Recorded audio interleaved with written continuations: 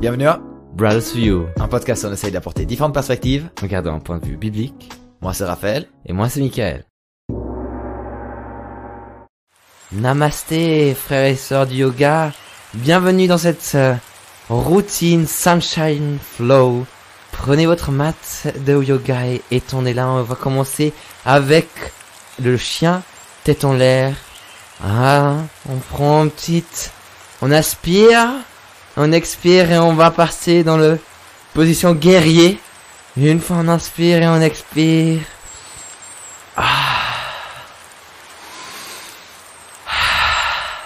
Et on se recentre avec notre corps. Sentez le centre de votre corps et remerciez votre corps d'être ce matin sur votre mat de yoga.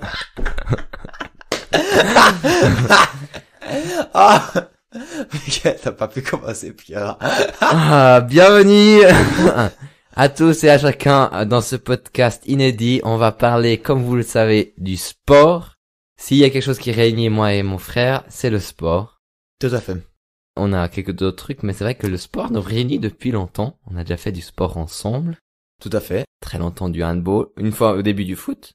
Oui, tout au début. Après, je me suis cassé la jambe et puis et en plus on devait se séparer et puis là j'étais non, moi je veux être avec mon frère. Moi aussi, alors on a arrêté. On a le foot. arrêté. Ouais. Alors on a débuté avec le handball. C'est Mickaël qui a commencé. Ouais, puis arrête, tu l'as aussi fait.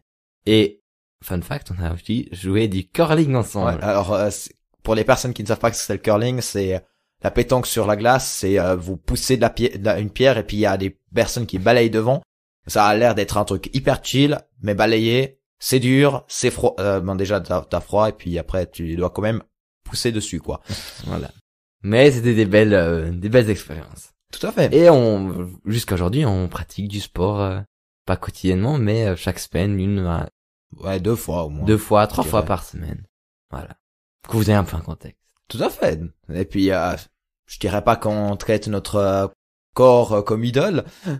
C'est ce qu'on va parler tout de suite après. Tout à fait. Est-ce que on peut traiter notre corps comme idole? Mais voilà, on aime bien faire du sport, on aime bien regarder sur enfin moi je sais pas, moi j'aime bien regarder sur mon corps pour que j'aie quand même un physique valable.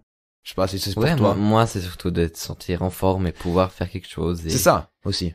que après une journée qui est un peu plus difficile, ou moins avant quand je travaillais dans mon apprentissage, j'étais toute la journée debout, alors c'était assez cool si à la fin que je rentrais à la maison j'étais encore un peu en forme et je pouvais encore faire quelque chose, parce que sinon je pouvais pas, je pourrais rien faire. Ouais, et puis aussi moi j'aime trop le kick que tu as après le sport. Ouais. On parle du runner's high pour les personnes qui courent.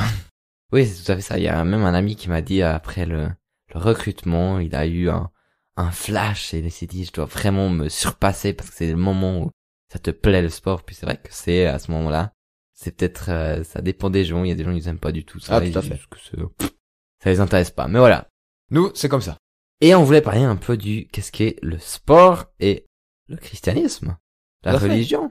Donc voilà, ça c'est notre point de vue moderne. Est-ce que dans la Bible, on a déjà la thématique du sport, à part la course de la mer morte jusqu'au pays promis?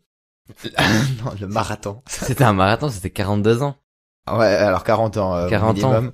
Donc à part Alors, il y a beaucoup de textes qui parlent de courir la bonne course ou comme ça, il y a cette image. mais ça c'est dans le Nouveau Testament C'est surtout. dans le Nouveau Testament. Et après, c'est Paul qui nous dit dans 1 Timothée 4, verset 8, « En effet, l'exercice physique est utile à peu de choses, tandis que la piété est utile à tout, car elle a la promesse de la vie présente et de la vie à venir. Voilà une parole certaine, digne d'être acceptée sans réserve. » Sans réserve, tout à fait. Alors, j'aime bien comment les gens après ils disent ouais, mais alors Paul dit pas que c'est inutile, c'est juste utile à peu de choses. Ouais. Qu'est-ce qu'on peut dire encore par rapport à ce contexte? C'est surtout que on était toujours debout en ce temps-ci. Enfin, on n'était pas devant les ordinateurs. En fait, les salles de sport, comme certains le connaissent déjà, c'est que c'est venu bien plus tard. C'est venu quand les gens sont allés à l'industrie où ils étaient tout le temps à la même place et ne bougeaient plus vraiment. Étaient assis et puis du coup c'était bon après bien sûr pour les riches d'abord, pas pour les pauvres. Mais c'est en fait de pouvoir compenser le manque de sport que le corps aurait besoin, a besoin s'il était justement surchargé sur le champ. Ouais, puis faut pas oublier, c'est qu'on était des chasseurs, qu'on devait travailler chaque jour des terrains, qu'on faisait de l'agriculture et tout ça. Voilà. Alors si on croit justement à l'évolution, c'est venu bien plus tard, la création c'est venu juste après, enfin c'est venu même pendant le jardin d'Éden. Et ça c'est un détail pour une autre thématique.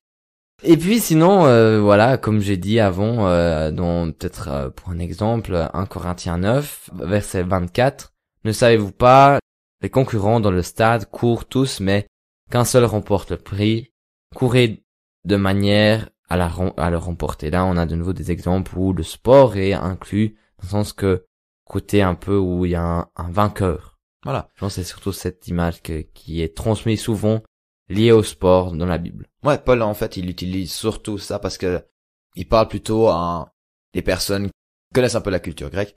Parce que c'était la culture omniprésente, comme aujourd'hui la culture anglophone est pratiquement omniprésente sur le continent d'Europe. Donc oui, les gens connaissent bien justement cette thématique de sport. Alors pourquoi là, Paul dit que c'est utile à peu de choses? Est-ce que c'est parce que justement il y avait cette pression, cette envie de partager l'évangile, que là on a dans le temps moderne on a moins cette pression d'aller de gauche à droite pour amener l'évangile, parce que Paul il est allé justement de ville en ville pour amener l'évangile. Il avait vraiment cette radicalité parce que la recherche critique pense que il croyait que la venue de Jésus-Christ était bientôt. Voilà, ça c'est un peu le feedback de la recherche critique. Donc est-ce que c'est mauvais de faire du sport maintenant? Je dirais pas. Parce que justement, on est complètement dans un autre contexte. Mais est-ce que ça doit devenir une idole? Michael? Si je peux rajouter quelque chose, et je pense pas que c'est mauvais dans le sens d'être le sport, parce que Dieu demande quand même qu'on prenne soin de nous, et tout. Ah ben, il y a aussi quelques versets bibliques qui sont sur ça, c'est prends prendre soin de toi, prends soin de ton temple, là, oui. Et tout ça, et ça a quand même, je pense aussi une importance. Ça veut pas dire le sport extrême, hein. Je veux dire, c'est de se sentir. Du coup, est-ce que le sport extrême, ce serait mauvais? Non, je pense pas. Bonne question. Ouais, c'est une bonne question, mais je pense que on va venir après. Au début, je vais vite répondre à ta question. Ça doit devenir une idole? Je pense pas. Je pense qu'il y a une limite dans le sens que ça doit pas. Il faut pas aimer soi-même plus que Dieu. Oui. Mais aimer plus son corps, son physique, sa performance que Dieu. Ouais, dans le sens où dans le sport. C'est à nouveau de mettre soi-même avant Dieu, quoi. Ouais.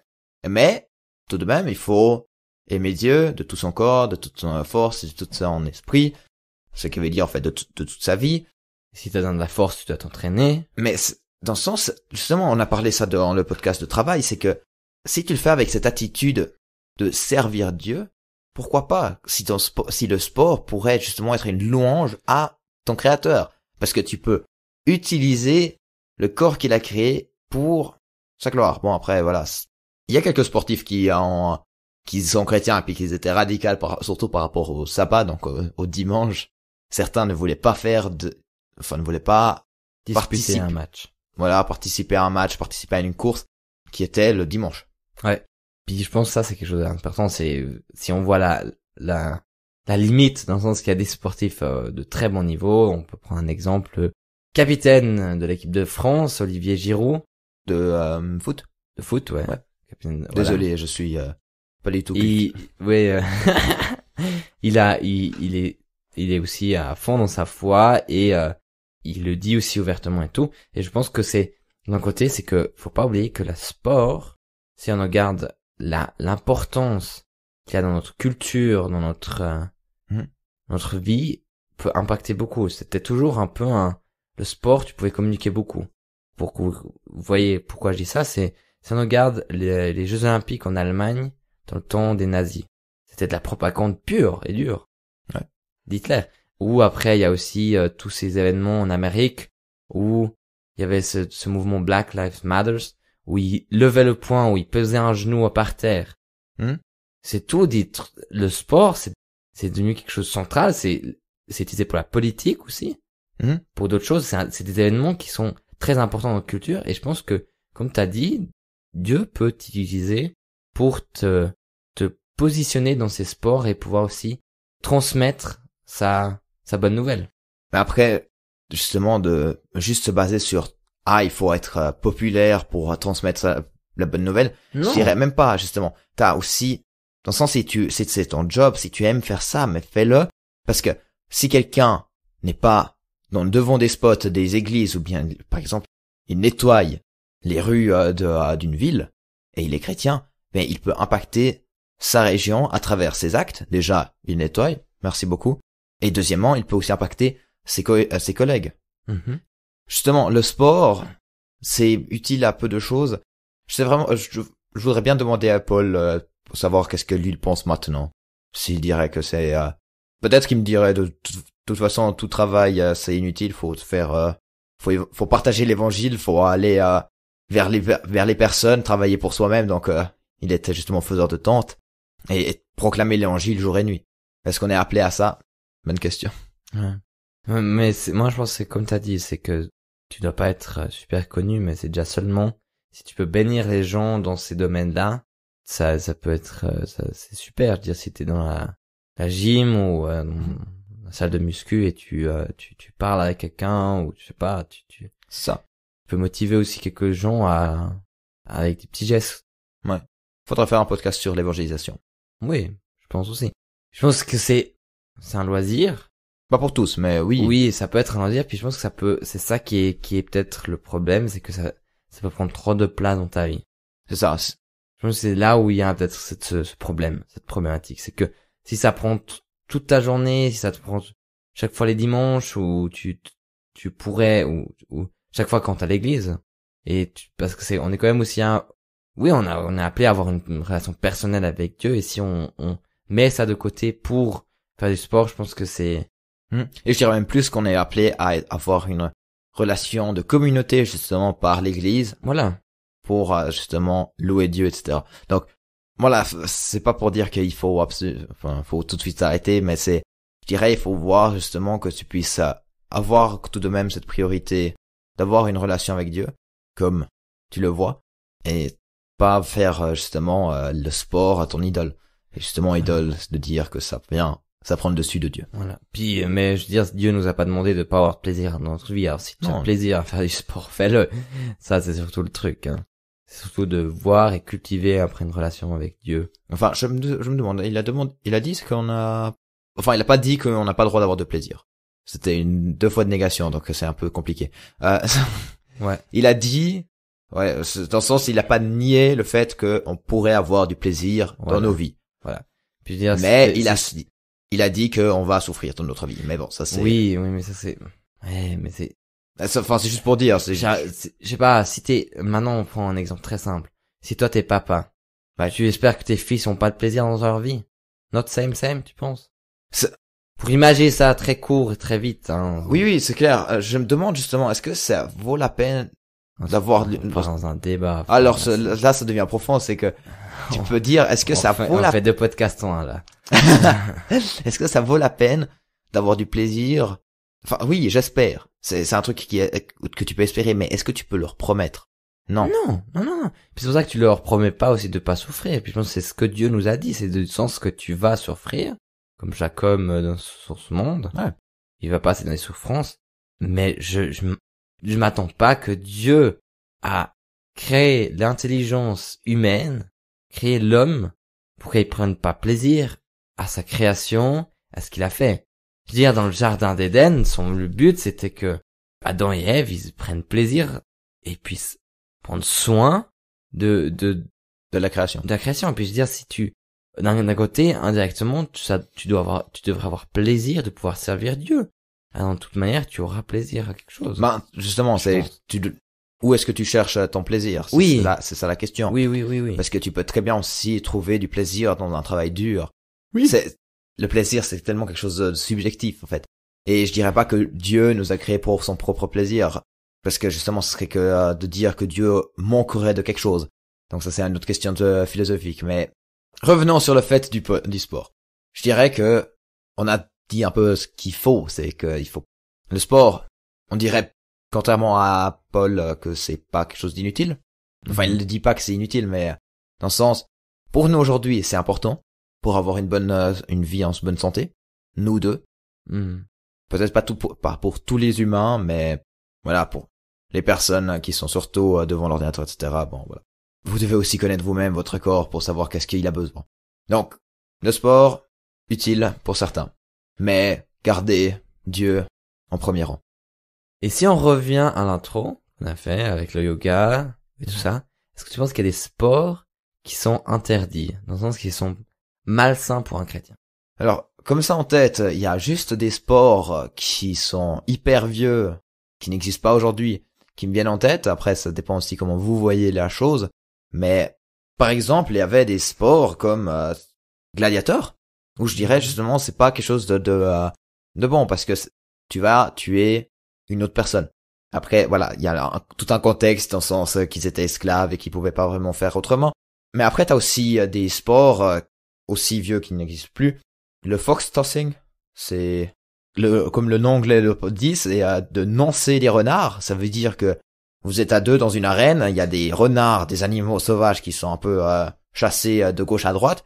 Et en fait, comme avec le coéquipier, vous avez un petit drap. Un drap, ouais. Et puis, quand le renard passe par-dessus le drap, ben, vous tirez le drap pour qu'il puisse monter le plus haut possible. Waouh! En gros, ça se tend, le drap se tend et ça avec la physique. Voilà, c'est juste la découverte de la le trampoline, quoi.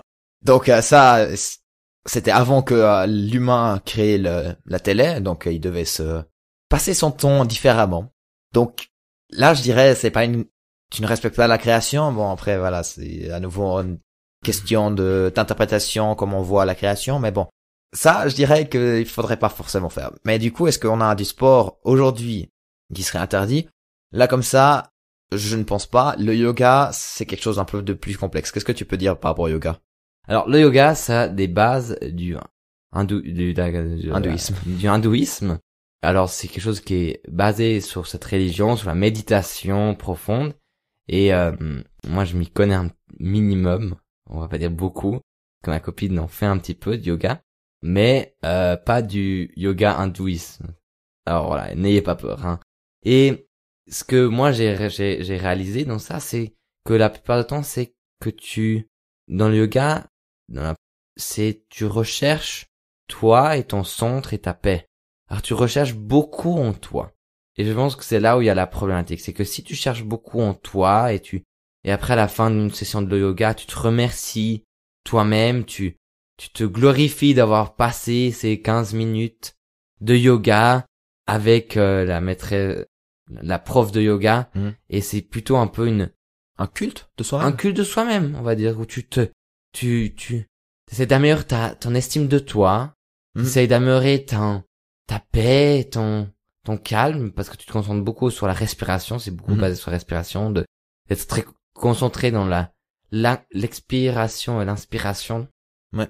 Ce qui est logique, qui va avoir des bonnes réactions pour ton corps, dans le sens que ton sang coulera mieux, etc. Ton corps s'apaise et ralentit un peu. Ouais. Et le stress descend et se réduit. Et je pense que pour moi, comme je l'ai dit au début, c'est vraiment ce côté de chercher ces choses en soi-même, chercher la paix, chercher la gloire, chercher le mérite en soi-même, qui est problématique. Mais le reste de trouver du temps pour arriver en calme, se prendre ces 15 minutes de temps pour bouger, faire attention à sa respiration et baisser ce stress, il y a rien de mauvais à ça, je pense. Et moi, je trouve que là-dedans, il y a pas un problème de croyance ou comme ça. Enfin, je connais quelqu'un qui m'a dit, faudrait pas utiliser le mot yoga parce que justement, t'as cette connotation hindouiste et puis aussi cette religion, en fait. Justement, en faisant ces formes, tu pries à un certain dieu. Tout à fait, oui, c'est vrai que c'est un peu ça le problème. Donc, chaque position représente, en fait, une prière pour un certain dieu. Parce qu'il y en a tout plein. Puis c'est vrai que le mot que j'ai utilisé en début, namasté, c'est aussi un mot pour saluer là-bas en Inde. C'est un très grand respect quand tu dis namasté. Puis c'est comme si nous, les Suisses allemands, disent Grüß Gott, salut Dieu. C'est un peu c'est un peu dans le même style. C'est que avec Namasté, tu salues pas seulement la personne, mais t'as encore beaucoup de religion derrière. Ouais. Puis t'as un peu ce truc de ton Dieu intérieur, etc. C'est encore plus complexe, ça, on va pas rentrer dans les détails. Mais voilà, tu vois, c'est et on connaît pas assez pour ça. Voilà, c'est quand même lié beaucoup à la religion. C'est vrai que quand tu dis les positions, le mot yoga et tous les mots qui sont utilisés, le jargon est quand même très lourd dans ce hindouisme. Mais je pense qu'aujourd'hui, il y a beaucoup qui pratiquent ça sans du tout penser à ça. C'est ça. Et en fait, ce qu'elle a proposé, c'est que on puisse utiliser le mot plutôt pilate. C'est aussi une forme. Ouais. Mais là, c'est vraiment plus focalisé sur les mouvements, la respiration. Voilà. Mais oui, alors on connaît bien plus les voix critiques, enfin nous deux, dans le sens le yoga, c'est pas vraiment pour les chrétiens, c'est pas quelque chose qu'on doit chercher. Je connais quelqu'un un orateur qui était venu dans notre église, il a dit en fait, les gens qui cherchent la méditation, qui cherchent justement le calme, mais ils sont un peu fous. Bon, il dit ça parce qu'il connaît aussi lui-même, mais je me souviens plus vraiment comment il l'a aussi dit, mais c'est un peu dans le sens, ouais, c'est ce qu'il cherche, c'est pas bien. En fait, il faut chercher Jésus. Voilà, cette paix qui est, enfin voilà, tu vois. Ouais. Donc c'est surtout basé sur se chercher rien et se vider la tête. C'est ça. De remplir de louanges pour Dieu et de Dieu. Tout à fait. C'est ça. C'est en fait au lieu de se vider, il faudrait se remplir avec le Saint-Esprit. Ouais. Mais enfin, le christianisme n'existe pas depuis hier. Il a 2000 ans de vécu, d'existence, et je ne vous dis pas à quel point on a essayé des choses et puis même il y a des trucs qui ont existé. C'est pour ça que certains ont essayé de faire un lien entre le mouvement hésychasme. Ça vient en fait dans la vie monastère, le mot veut dire être en paix, garder le silence.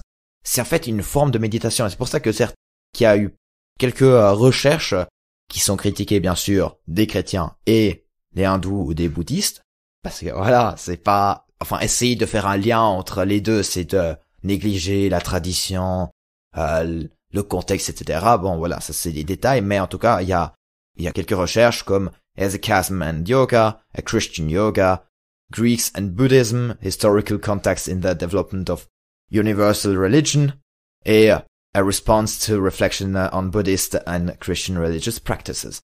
Donc pour tous ceux qui parlent pas l'anglais, c'est justement, ils font le lien entre des rituels chrétiens et le yoga ou le bouddhisme.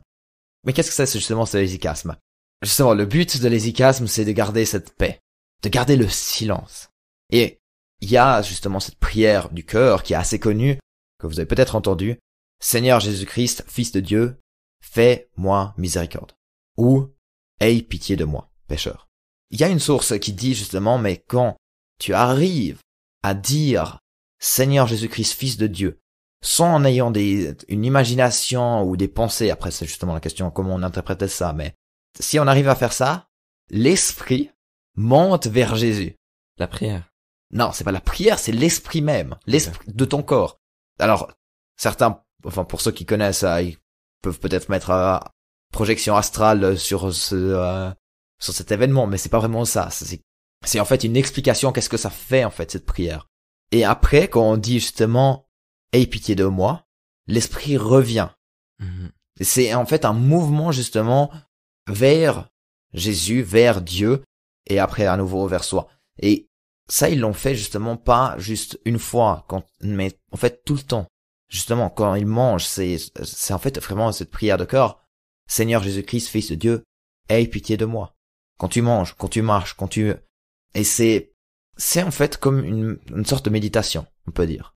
Alors, justement, faut pas négliger tous les contextes, etc. Mais la méditation, de ce que moi je connais, c'est un truc où on se concentre, où on respire de manière régulière, et puis qu'on essaye justement de garder le calme, de garder le silence. Ouais. Donc voilà. Et puis en fait, dans ce mouvement-là, il y a un petit problème, c'est la question à quel point on peut reconnaître Dieu, à quel point on peut être en fait proche de Dieu, à travers justement cette méditation, ce rappel justement, parce que il y a un père d'église, Athanase d'Alexandre, il dit Dieu s'est fait homme pour que l'homme puisse devenir Dieu. C'est pas pour dire que on est maintenant tous des dieux, mais c'est pour dire en fait que en fait on peut reconnaître Dieu. On peut arriver en Dieu. Voilà, après Certains vont appeler ça hérétique, donc fausse doctrine, mais il y a certains chrétiens qui l'ont cru. Voilà. Donc ouais, ça c'était un peu la boucle historique. Et aussi justement, il y a des essais qui essayent de voir un peu de plus large que juste dire que ça c'est péché, ça c'est mauvais, c'est satanique. Donc, le yoga, la méditation, est-ce que c'est quelque chose de mauvais? Bon, ça dépend de l'attitude de cœur que tu as. À nouveau. De nouveau. Ouais. C'est vraiment ce côté, si c'est pour toi, pour te... Ouais, je pense que c'est aussi une manière de se déstresser avec du sport. Oui, Comme ça. Mais ça doit pas être une glorification de toi-même. Ouais. Non, c'est surtout ça. Ouais, c'est parce qu'on peut aussi faire des positions de yoga ou de pilates si certains n'aiment pas trop le mot yoga, et en disant justement cette prière de cœur: Seigneur Jésus-Christ, Fils de Dieu, aie pitié de moi. La position du guerrier pour être un guerrier avec le Saint-Esprit. Ah bon, ça c'est une interprétation plus moderne. Ouais, mais je pense que c'est surtout ça. Mhm. C'est de glorifier tout ça, et je pense pas oublier que Dieu peut aussi utiliser le sport, là, en général, pour annoncer son évangile. Donc ouais. Alors j'espère que vous avez pu un peu élargir votre perspective sur le sport, sur le texte de Paul, sur le yoga, éventuellement, je sais pas. Si vous voulez nous critiquer toujours encore par Instagram. Directement, vous pouvez aussi faire anonyme. Et si vous aimez bien, bah vous pouvez aussi le dire. Donc ouais. Merci d'avoir écouté Et au prochain épisode de Brothers View.